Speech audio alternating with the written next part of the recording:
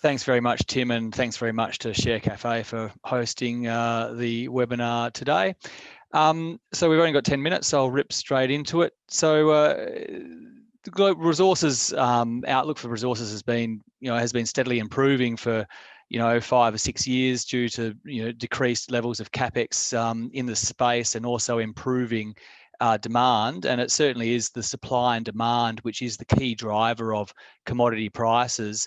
The other driver is inflation, and this chart up in front of you, which I'm sure many of you have seen before, is driven by inflation and supply and demand. They're the key drivers that we need to keep an eye out for going forward, to ensure that to check that this commodity uptick is going to be maintained.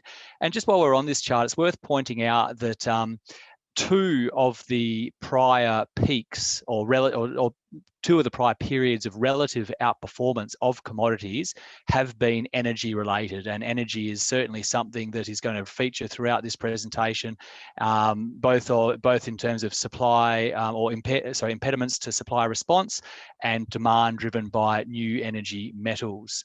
So if we mind ticking on to the next one there, thanks, Tim.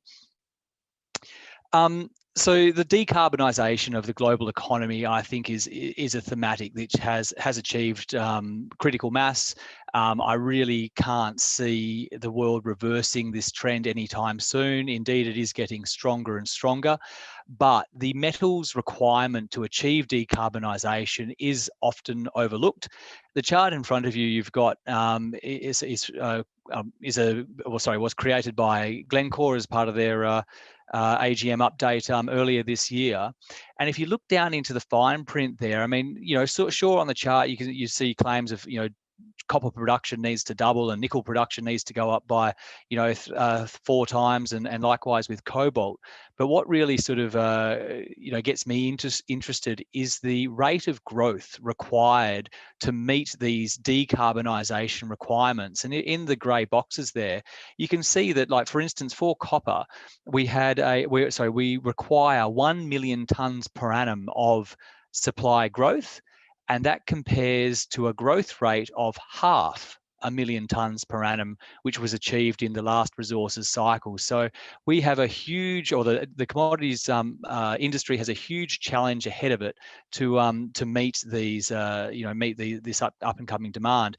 But sure, of course, when you see a mining company or any company put a chart up which is very self-serving, it's important to dig down at this and see whether their claims there have some basis. So if we move on to the next slide, and we'll just start with EVs to begin with. So the global automotive fleet has 1.3 billion cars into it. So if you assume a car has a roughly 30-year life, I mean, in practical terms, it's probably much less than that. But by 2050, all of the existing fleet is likely to have been replaced with EVs or some version thereof.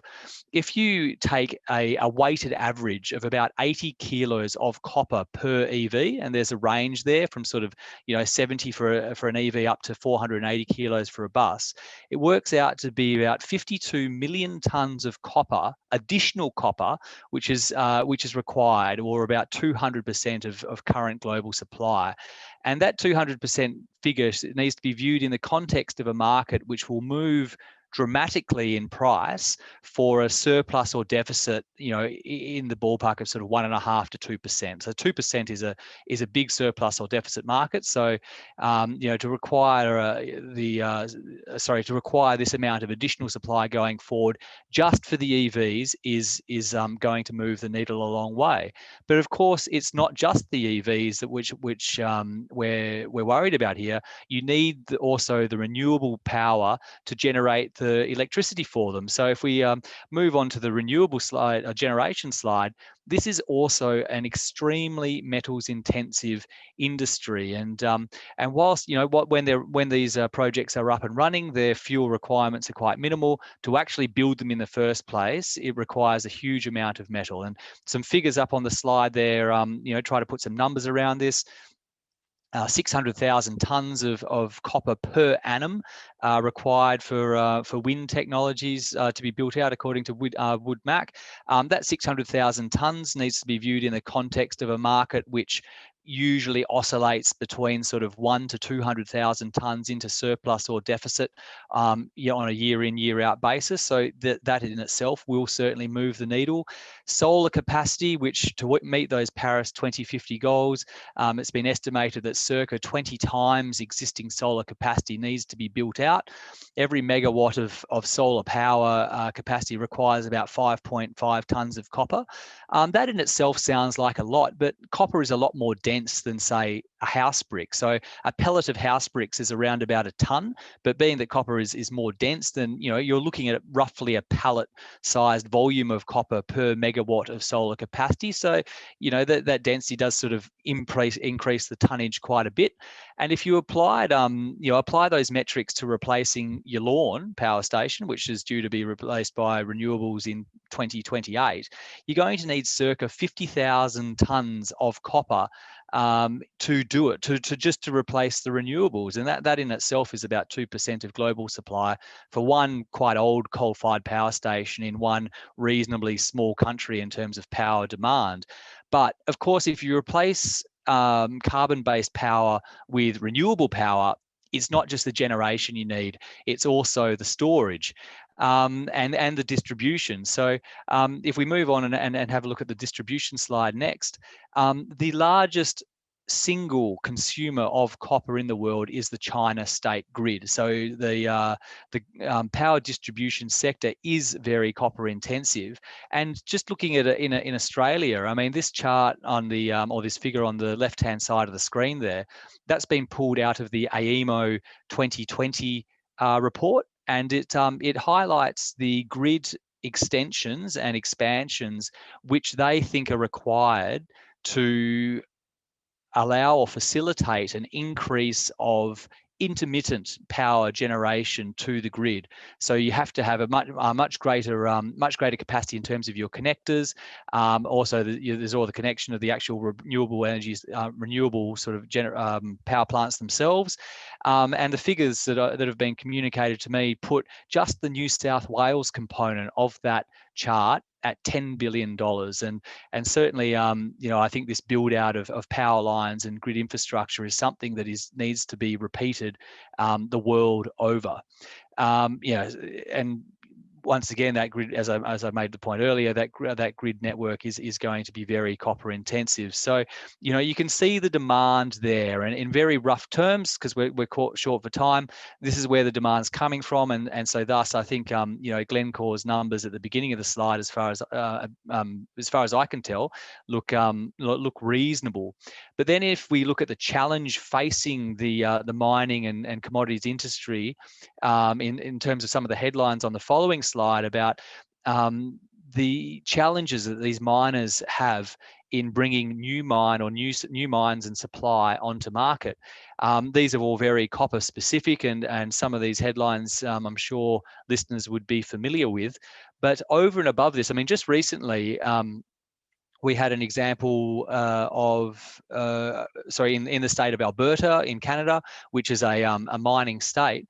They decided to rule against or find against the permit approval of Riversdale's coking coal mine, which is now owned by Gina. They knocked back their development proposal. So all of a sudden, this basin between the Riversdale Grassy Mountain, I think it is, project, along with the others in the neighbourhood, which was seen as a source of new coking coal supply. All of a sudden, there's a big question mark on that, and that supply isn't coming to the market. And it's a challenge which is facing all commodities around the world. So even though the supply response for most commodities is going to have to be double or twice as much as what it was last cycle, these impediments to new supply are becoming more and more apparent. And it's not just in the mining space that this is occurring; it's also in the energy space. So if we skip over to the next slide, I'll speak to energy specifically, but also this has inflation expectations, which tie back to one of the big drivers of relative outperformance of commodities that we saw on the opening slide. And that is the change in technology or approach or outlook, I suppose, for the US shale sector. So you've got a chart in front of you going over 20 years of gas and oil prices in the US, and up to 2008, you had reasonably high gas prices, but as the US shale revolution matured, eventually these markets went into oversupply. So, post 2008, the gas price in the US never recovered and remained depressed for a long time. And then in 2014, eventually OPEC decided that they'd stop balancing the market for oil, and that market went into oversupply, and we've had depressed prices for since that point. Now, looking forward, in the last week of May, we had 3 of the big international oil companies all have strikes against them in terms of either court cases or shareholder votes, all pointing towards reducing their emissions. And so this points to the same thematic as I was just talking about with the miners. It's going to be hard for these guys to bring on new supply to meet demand, and that means prices are going to go up. And as you can see on the right, energy prices do move the needle on inflation, a fair way. So this was a deflationary sector, I suppose, or deflationary influence over the last sort of 5 to 10 years, but the outlook, I think, is definitely more inflationary, and I don't think that's being fully acknowledged by some of the economists writing on that at the moment. But moving on to what we've got in front of us in terms of commodity prices and how they tie into the equities, it is fair to say you have to acknowledge that a lot of commodity prices have popped a fair way already, but the response of the equities, I don't think fully captures the re-rate in value that's happened from the metal in the ground and the potential value of these projects if they go into commercialization. And I'll use an example of Equinox, which was one of the big copper success stories from the last cycle. Yeah, they had a run up in share price with the copper price up to about 2006. But from 2006-7 right through to sort of the end of 2008, before you got to the GFC, the copper price stayed more or less flat. It had its ups and downs, but by and large, the big upward swing was finished. But Equinox itself continued to re-rate a further 350% as the project got de-risked and as investors started to view it as a commercially viable entity. So, the message here is just because commodity prices have had a bit of a pop, certainly doesn't mean that the equities have run their race.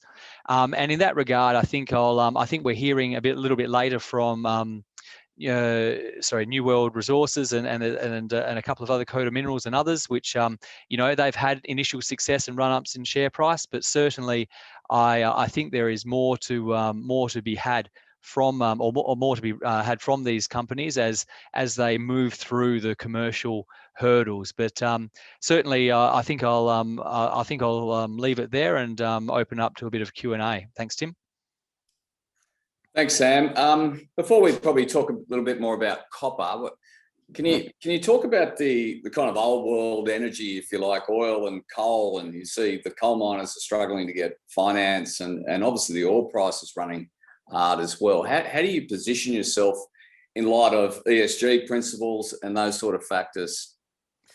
Yeah, I mean, us, much like a large number of funds across Australia at the moment have crossed coal off our list for those ESG reasons, and certainly that is having an impact. You just have to have a look at compare sort of Whitehaven or New Hope's share price to the coal price, and you can see that these companies are lagging as a result. The outcome of this, though, is going to be, and this applies equally to oil and gas, is that you can't take you can't take sort of a key source of energy supply away without replacing it with something else.